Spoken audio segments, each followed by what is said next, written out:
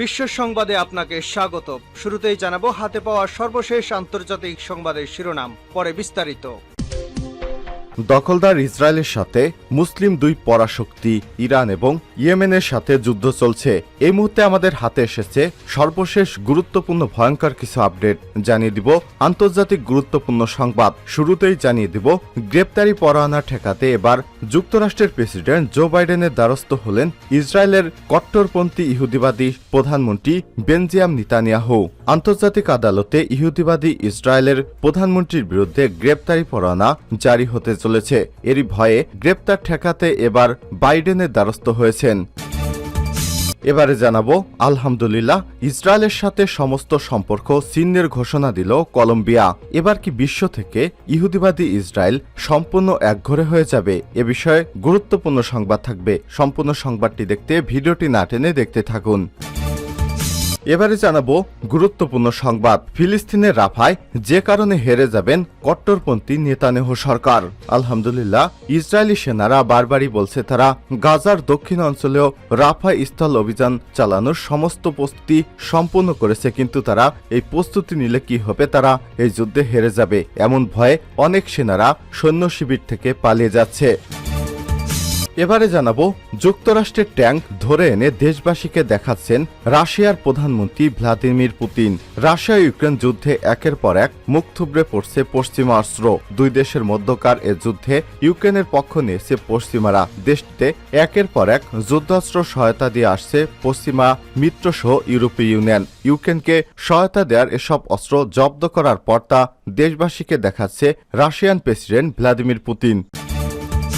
এবং সর্বশেষ জানিয়ে দিব আলহামদুলিল্লাহ, এবার চাঁদের বুকে পা রাখবে পাকিস্তান। ভারতের কট্টরপন্থী নরেন্দ্র মোদীর সরকার ভারতে ইতিমধ্যে একটি চন্দ্রযান পাঠিয়ে নিজেদেরকে বুক ফুলিয়ে গর্বের সাথে বলছে, আমরা ভারতের সরকার ভারতের জনগণকে সঙ্গে নিয়ে চাঁদের বুকে পা রাখতে পেরেছি। এরই জবাব দিতে এবার পাকিস্তান চাঁদের বুকে পা রাখার সিদ্ধান্ত নিয়েছে। সিদ্ধান্ত অনুযায়ী তাদের সমস্ত পরিকল্পনা অনুযায়ী সামনে এগোচ্ছে।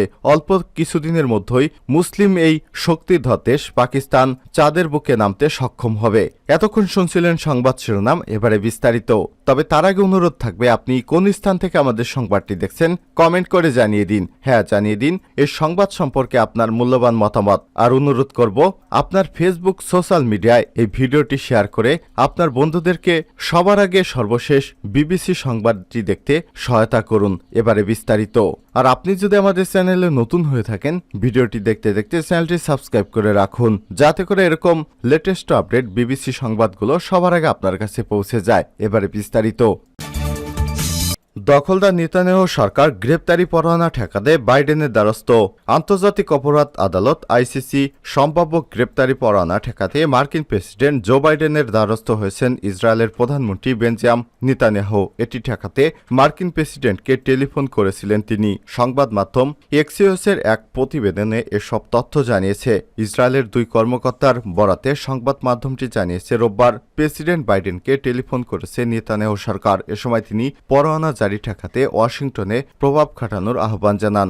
গাজায় একের পর এক যুদ্ধ অপরাধ চালিয়ে যাচ্ছে ইহুদিবাদী ইসরায়েল বাহিনী। দেশটির সেনাদের এমন কর্মকাণ্ডের নির্দেশে অভিযোগ ইসরায়েলের প্রধানমন্ত্রী বেনজামিন নেতানিয়াহু। প্রতিরক্ষা ইয়োব গ্যালেন্ট এবং ইসরায়েলের প্রতিরক্ষা বাহিনীর শীর্ষ কর্মকর্তাদের আইসিসি গ্রেপ্তারি পরোয়ানা জারি নিয়ে গুঞ্জন ছড়িয়ে পড়েছে। বিষয়টি নিয়ে প্রচণ্ড চাপে পড়েছে ইহুদিবাদী কট্টরপন্থী বেনজামিন নেতানিয়াহু এবং তার সেনাবাহিনীর ঊর্ধ্বতন কর্মকর্তা এবং ওই দেশের এমপি মন্ত্রীরা। এর আগে 2014 সালে যুদ্ধে জড়িয়েছিল ফিলিস্তিনের স্বাধীনতাকামী সংগঠন হামাস এবং ইসরায়েল। এরপর 2017 সালে বিষয়টি নিয়ে তদন্ত শুরু করে আন্তর্জাতিক অপরাধ আদালত। পরে করোনারি মহামারীর কারণে 2020 সালে তা বাধাগ্রস্ত হয়। তবে করোনার ধাক্কা কেটে গেলেও বিষয়টি আর আলোর মুখ দেখেনি। এরপর 7 অক্টোবর থেকে গাজায় ইসরায়েলের হামলা শুরু হলে আবার পুনরায় তদন্তের কার্যক্রম শুরু করে আইসিসি। এর মধ্যে গত ডিসেম্বরে গাজা ইসরায়েলের সীমান্ত সফর করে আইসিসির শীর্ষ প্রসিকিউটর করিম খান। সফরে তিনি পুরো তদন্ত পুনরায় করার তথ্য জানান। সাংবাদিকদের তিনি বলেন, এবারের তদন্ত হবে গতিশীল, কঠোর এবং পুরোপুরি সাক্ষ্য প্রমাণ নির্ভর। তাই গ্রেপ্তারি পরোয়ানা জারির বিষয়ে আইসিসির এক মুখপাত্র এনবিসি নিউজকে বলেছেন, আমরা ফিলিস্তিনের পরিস্থিতি নিয়ে একটি মুক্ত এবং অবাধ তদন্ত চালাচ্ছি। এ কাজের সুবিধার্থে আমাদের যে কোনো পদক্ষেপ নিতে হতে পারে। যেহেতু বিষয়টি তদন্তধীন, তাই এ নিয়ে এখন বিস্তারিত কিছু বলার সুযোগ নেই। অন্যদিকে গাজা স্বাস্থ্য মন্ত্রণালয় জানিয়েছে, গত 7 অক্টোবর থেকে গাজা উপত্যকায় ইসরায়েলি বাহিনীর হামলায় এ পর্যন্ত 34,000-এর বেশি মানুষ মারা গেছে। তাদের অধিকাংশ নারী এবং শিশু। এছাড়াও এ পর্যন্ত 77,000-এর বেশি মানুষ আহত হয়েছে। ইসরায়েলের সঙ্গে সম্পর্ক ছিন্নের ঘোষণা কলম্বিয়ার। ইসরায়েলের সঙ্গে কূটনৈতিক সম্পর্ক ছিন্ন করার ঘোষণা দিয়েছে কলম্বিয়ার প্রেসিডেন্ট গুস্তেভো পেট্রো।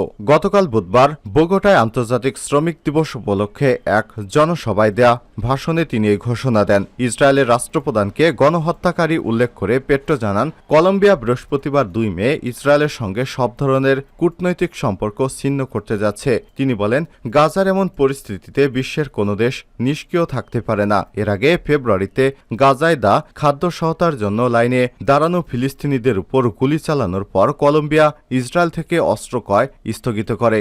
গুস্তেভো পেট্রো গাজায় ইসরায়েলের হামলার পর থেকে প্রতিবাদে সরব ছিলেন। চলমান ফিলিস্তিন ইসরায়েলের যুদ্ধের চরম বিরোধী তিনি। এ সময় পেট্রো বিভিন্ন সময় তার অবস্থান স্পষ্ট করেছেন। তিনি বলেন, গাজায় গণহত্যা চালিয়েছে ইসরায়েল। আন্তর্জাতিক বিচার আদালতে ইসরায়েলের নেতাদের কঠোর শাস্তি নিশ্চিত করা প্রয়োজন। এর আগে একাজ সহজে করতে অন্যান্য দেশকে এগিয়ে আসার আহ্বান জানিয়েছেন তিনি। এদিকে কলম্বিয়ার কূটনৈতিক সম্পর্ক ছিন্ন করার পরিকল্পনা সম্পর্কে ইসরায়েলের সরকারের পক্ষ থেকে তাৎক্ষণিকভাবে কোনো মন্তব্য করা হয়নি। তবে বিষয়টি যুক্তরাষ্ট্র সহ ইসরায়েলের মিত্ররা ভালোভাবে নেবে না বলেই ধারণা করা হচ্ছে।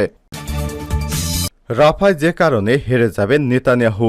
ইসরায়েলি সেনারা বারবারই বলছে তারা গাজার দক্ষিণাঞ্চলীয় শহর রাফায় স্থল অভিযানের যাবতীয় প্রস্তুতি সম্পন্ন করেছে। এ খবর ইসরায়েলের বিভিন্ন গণমাধ্যমে প্রকাশিত হয়েছে। ইসরায়েলের হেরম পত্রিকার প্রতিবেদনে বলা হয়েছে, দেশটির সেনাবাহিনী অভিযানের জন্য এখন কেবল রাজনৈতিক নেতাদের নির্দেশনার অপেক্ষায় আছে। যুক্তরাষ্ট্র রাফায় অভিযানের ব্যাপারে এরই মধ্যে সবুজ সংকেত দিয়েছে। গাজার অন্য শহরগুলোর মতো রাফা ঘনবসতিপূর্ণ। ছোট শহরটিতে প্রায় 3 লক্ষ মানুষ বসবাস করলেও বিভিন্ন স্থান থেকে ইসরায়েলি হামলায় বাস্তুচ্যুত আরও প্রায় 14 লাখ মানুষ উপকূলীয় এলাকাটিতে আশ্রয় নিয়েছে। এমন পরিস্থিতিতে সেখানে ইসরায়েলি বাহিনীর স্থল অভিযান পরিচালনা নিয়ে বিশ্ব নেতারা উদ্বেগ জানাচ্ছে। এর ফলে বিপুল সংখ্যক বেসামরিক মানুষের হতাহতের সংখ্যা রয়েছে। তাদের মধ্যে উদ্বেগের মূল রয়েছে গত 200 দিনেও বেশি সময় ধরে চলা যুদ্ধে গাজার অন্য শহরগুলোতেও আইডিএফ সেনাদের হত্যাযোগ্য বেসামরিক মানুষকে তোয়াক্কা না করে তাদের বাড়িঘর ধ্বংস করা। আর এ কারণেই বিশ্ব নেতারা এমনকি ইসরায়েলের পৃষ্ঠপোষক যুক্তরাষ্ট্রের প্রেসিডেন্ট বাইডেনও নেতানিয়াহুর কাছে রাফা অভিযানে বেসামরিক লোকজনের সুরক্ষা এবং মানবিক সহায়তার ব্যাপারে নিশ্চয়তা চাইছেন। তাই অভিযানের পরিকল্পনায় তাদের সামনে উপস্থাপনের আহ্বান জানিয়েছেন। হিব্রু ভাষার অন্যতম শীর্ষ সংবাদ মাধ্যম মারিয়াবে রাফায় হামলার মধ্যে ফিলিস্তিনি প্রতিরোধ সংগ্রামকে শেষ করে দেয়া এবং বিনা চ্যালেঞ্জে ইসরায়েলি বন্দীদের মুক্তি করা নিয়ে সংশয় জানানো হয়েছে। সংবাদ মাধ্যমটিতে বলা হয়েছে, যারা ভাবছেন রাফাই হবে এই যুদ্ধের শেষ অধ্যায় এবং এর মাধ্যমে হামাসকে পুরোপুরি ধ্বংস করে দেওয়া সম্ভব হবে, তারা হয়তো অনুধাবন করতে পারছেন না নেতানিয়াহুর বিজয়ের দাবি তামাশা এবং বিভ্রম ছাড়া আর কিছুই নয়।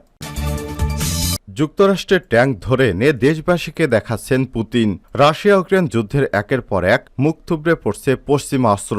দুই দেশের মধ্যকার এ যুদ্ধে ইউক্রেনের পক্ষ নিয়েছে পশ্চিমা যুক্তরাষ্ট্র সহ ইউরোপের দেশগুলো। দেশটিকে একের পর এক যুদ্ধ অস্ত্র সহায়তা দিয়ে আসছে যুক্তরাষ্ট্র সহ তার পশ্চিমা মিত্র। ইউক্রেনকে সহায়তা দেওয়া এসব অস্ত্র জব্দ করার পর তা দেশবাসীকে দেখাচ্ছে রুশ প্রেসিডেন্ট ভ্লাদিমির পুতিন। বুধবার 1 মে রুশ সংবাদ মাধ্যমে আরটিআর এক প্রতিবেদনে এসব তথ্য জানিয়েছে। প্রতিবেদনে বলা হয়েছে, ইউক্রেন যুদ্ধে জব্দ করা বেশ কয়েকটি পশ্চিমা ট্যাঙ্ক এবং সাজোয়াজান নিয়ে প্রদর্শনীর আয়োজন করেছে মস্কো। প্রদর্শনীতে একটি ইউএস নির্মিত M1 আব্রামস ট্যাঙ্কও রয়েছে, যা আবদিপোকার ডনবাস শহরের কাছাকাছি এলাকা থেকে জব্দ করা হয়েছিল। বুধবার ভিক্টোরি মিউজিয়ামের কাছে এটি প্রদর্শন শুরু হয়, যা মার্চ জুড়ে চলবে। রুশ প্রতিরক্ষা মন্ত্রণালয় জানিয়েছে, প্রদর্শনীতে একটি মার্কিন তৈরি আব্রামস ট্যাঙ্কস এবং M1150 অ্যাসল্ট ব্রেচার হেভিকেলও রয়েছে। এটি মাইন ব্লিয়ারিং অপারেশনের সর্বশেষ ভাষণ হিসেবে পরিচিত। কর্মকর্তারা জানিয়েছেন রাশিয়ান সৈন্যরা এই দুটি ট্যাঙ্ক অবদিভকার ডনবাস শহরের অদূরে বেরদিয়েসি বসতির কাছ থেকে জব্দ করেছিল। চলতি সপ্তাহের শুরু থেকে মন্ত্রণালয় ভিডিও শেয়ার করে সেখানে ট্যাঙ্ক বিধ্বংসকারী ক্ষেপণাস্ত্র নিয়ে এগুলোকে হামলা চালাতে দেখা যায়।